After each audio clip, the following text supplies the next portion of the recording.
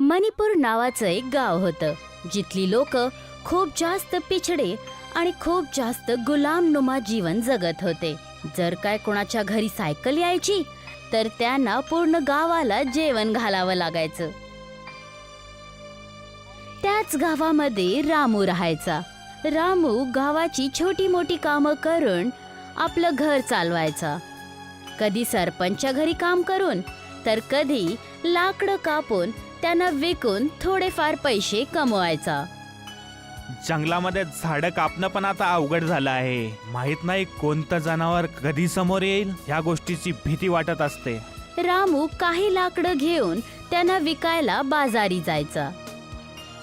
अरे ये रामू ये, मी खूप वेळापासून तुझीच वाट बघत होतो. माझी वाट पाहत होतोस? ती कशाला? काय गोष्ट झाली? हे लाकडं घे आणि मला पैसे देऊन मोकळा कर. अरे सरपंच साहेब तुम्हाला त्यांच्या घरच्या कामासाठी बोलवत होते आणि म्हणत होते पूर्ण जुना हिशोब करणार होते. काय बोलत आहेस? तू या लकडीचं माप कर आणि आजचा हिशोब कर. मी सरपंचाच्या घरी लगेचच चालल्या जातो. रामूने त्या लाकूडवाल्याकडून काही पैसे घेतले आणि सरपंचच्या घरी काम आणि पैशाच्या लालचमध्ये निघून गेला. तेव्हा सरपंच आपल्या मुंशी बरोबर बोलणं करत होता.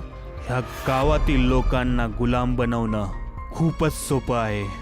काय करायचं आहे? त्यांना हताश आणि परेशान करायचं आहे. त्यांना खुश राहूच द्यायचं नाही. आणि जर काय ते एकदा खुश झाले नंतर ते कसले गुलाम तेच होऊ शकतात जे परेशान आहेत, जे चिंतेत आहेत. एकदम बरोबर बोललात सरपंच साहेब. यामुळे तुमच्या समोर अर्ध्यापेक्षा जास्त नौकर चाकर फिरतात. त्या सगळ्यांचं बोलणं दूर उभं राहिलेला रामू खूप चांगल्यापैकी ऐकतो आणि मनातल्या मनात विचार करतो. किती पाप आहे हे सगळ्यांच्या मनात. पूर्ण गावाला नोकऱ्याच्या नजरेमध्ये बघतात. जर कोणी यांच्याकडे मदत जरी मागितली तर ते पक्का मूर्ख आहे. रामू सरपंचकडे जाऊन बोलतो. देश तर कधी स्वतंत्र झाला सरपंच, पण तुमच्यासारखे सरपंच आणि मुन्शीच आहेत जे गुलामी आणि वाईट विचार ठेवतात, जे गरिबांना गुलाम समजतात, आम आदमीला मूर्ख आणि इमानदार लोकांना मंद. तू होश मध्ये तर आहेस रामू? ह्या कसल्या गोष्टी करत आहेस? तुझी एवढी हिम्मत की तू हे सगळं माझ्या समोर बोलत आहेस? छोटं तोंड मोठी गोष्ट. सरपंच साहेब सोडा, तुम्ही सांगा. तुम्ही मला बघत होता ना? बाजारात काही काम होतं? आज माझ्या मुलाचा वाढदिवस आहे. जाऊन मंडप लाव आणि पूर्ण गावात सांग की आज जेवण आहे आमच्या घरी. सोबतच जे हलवाई येतील तू त्यांना हातभार लाव. ठीक आहे सरपंच. आणि तुमच्या ह्या गुलामाचे मागचे पैसे पण बाकी आहेत, तर त्याचा पण थोडा लक्ष ठेवा. तुझा हिशोब मी आत्ताच चुकता करेल. पहिले जाऊन सगळं काम कर. दावतची पूर्ण तयारी जसं रामूच्या हातामध्येच होती. तो गावच्या प्रत्येक घरी जाऊन न्योता देण्यापासून सगळे काम करून द्यायचा. या सगळे पोट भरून जेवा. जेवण खूपच सुंदर बनलेलं आहे. जेवण खूप जास्त रुचकर बनलं आहे. आपलं वजन वाढून चालल्याचा. खरंच खूपच चांगली व्यवस्था केली आहे. मज्जा आली जेवण करून. जिथं रामूचा हात असतो तिथं अशीच मज्जा येते. खरं बोलला तुम्ही. रामूच्या हातामध्ये तर जसं जादू आहे.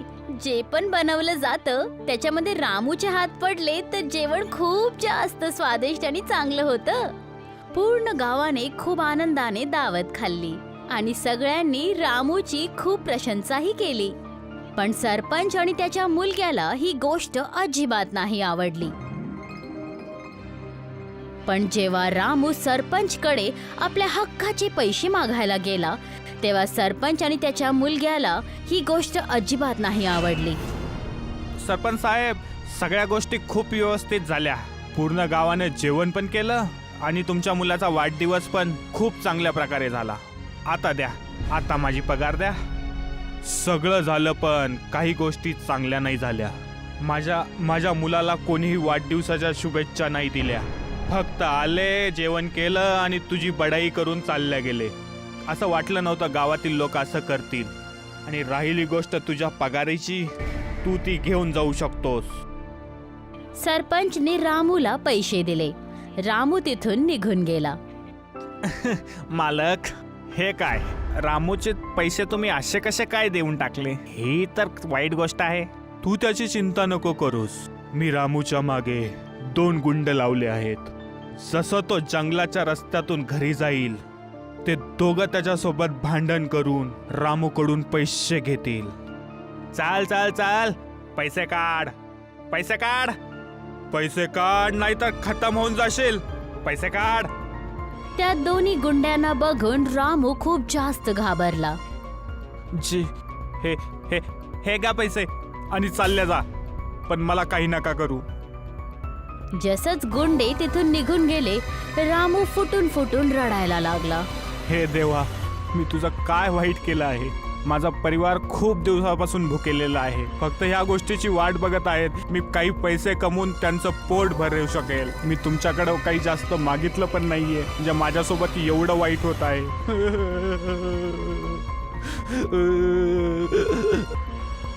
रामूच्या रडण्याची आवाज ऐकून जंगलाचे खूप सगळे प्राणी इकडे तिकडे पळायला लागले.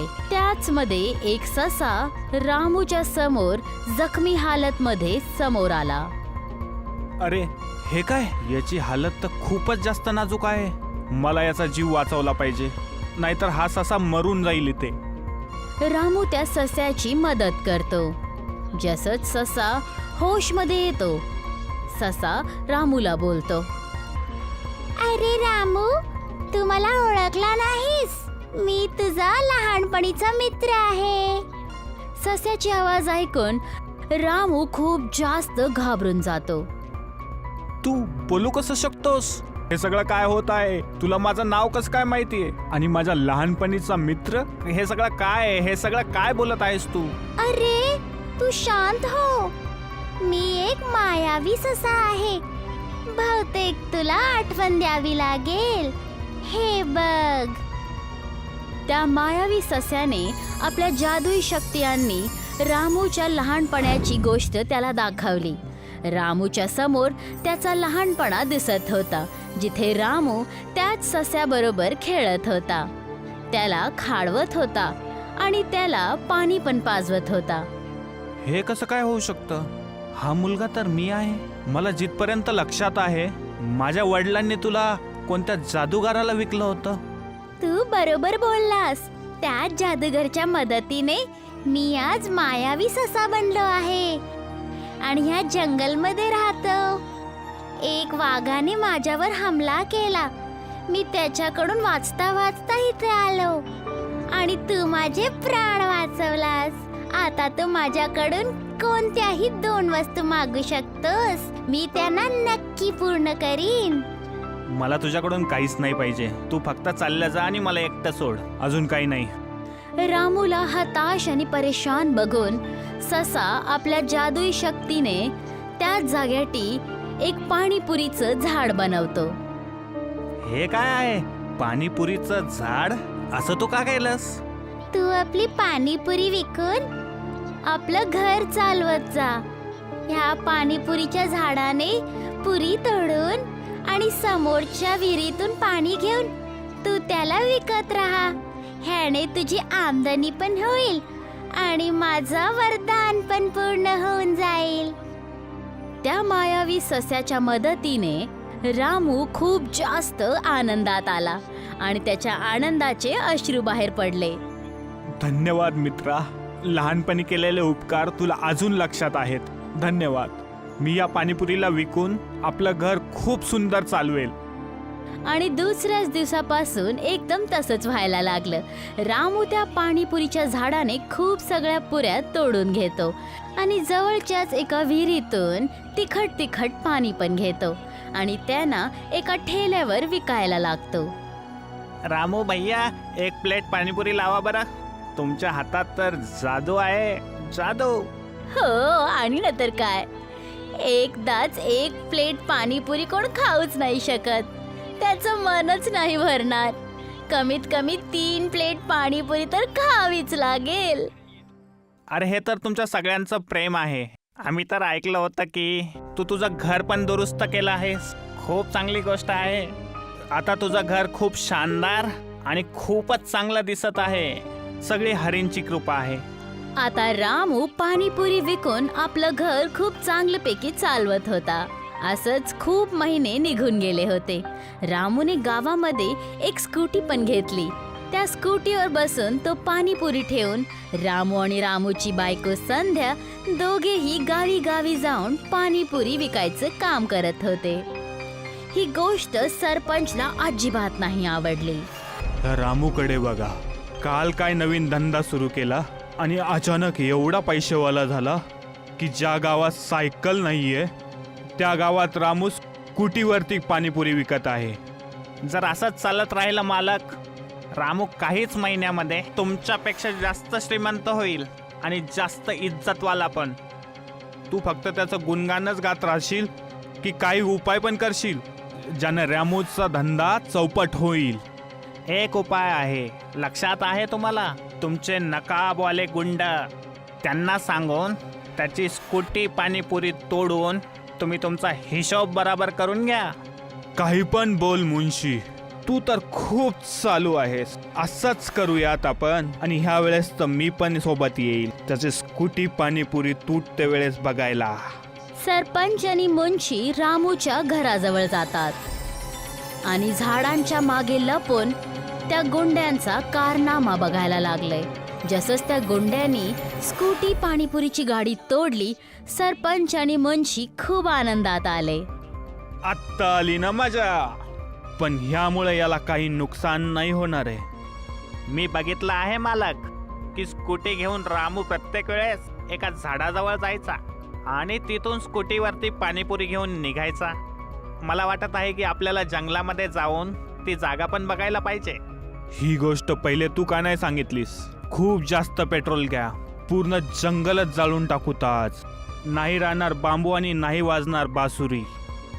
सरपंच आणि त्यांच्या गुंड्यांनी खूप सगळं पेट्रोल घेतलं आणि त्या पाणीपुरीच्या झाडाकडे पोचले आणि तिथे जाऊन बघितलं की पाणीपुरीचं झाड आहे जिथून रामू पुऱ्या तोडून घ्यायचा. अच्छा, तर ही गोष्ट आहे. आता लक्षात आलं मला सगळ्या गोष्टी. ह्या सगळ्या झाडांना पेट्रोल टाकून जाळून टाका. आणि तसंच झालं.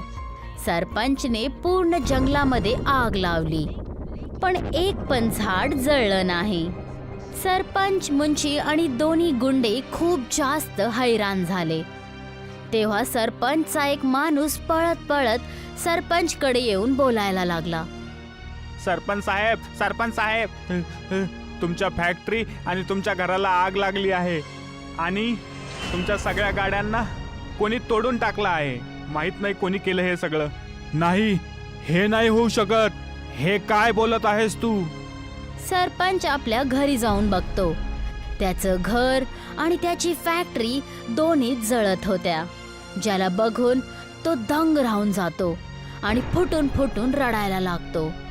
तेव्हा तिथे गावची सगळी लोक जमा होतात आणि त्यामध्ये रामू पण असतो, ज्याला बघून सरपंच शर्मिंदगी महसूस करायला लागतो. मला माफ कर रामू, हे सगळं माझ्याच कर्माचे फळं आहेत. मी तुझं घर बर्बाद करायचा प्रयत्न केला. बघ, माझंच घर बर्बाद झालं. मी माझ्या कामावर खूप जास्त शर्मिंदा आहे. मला माफ कर. तुम्हाला तुमच्या चुकीचे पश्चाताप झाला. माझ्यासाठी हीच खूप मोठी गोष्ट आहे सरपंच. तुम्ही चिंता नका करू, सगळं ठीक होईल. तोपर्यंत तुमच्या परिवाराला घेऊन माझ्या घरी राहू शकता. आणि राहिली गोष्ट फॅक्टरीची, इन्शुरन्स कडून तुमच्या फॅक्टरीचे पैसे भेटून जातील. सरपंच रामूला सगळं काही सांगतो आणि रामूकडून माफी पण मागतो. आणि ह्याच बरोबर रामू परत आपली स्कूटी घेऊन पाणीपुरी विकायला सुरू करतो आणि पूर्ण गावामध्ये चर्चित होऊन जातो. सरपंच आणि मुंशी भलाईचा रस्ता निवडतात आणि आपापलं जीवन चांगल्यापैकी व्यतीत करतात. रामू आपल्या चांगल्या व्यवहारामुळे खूप सगळी पाणीपुरी स्कूटीवर विकतो.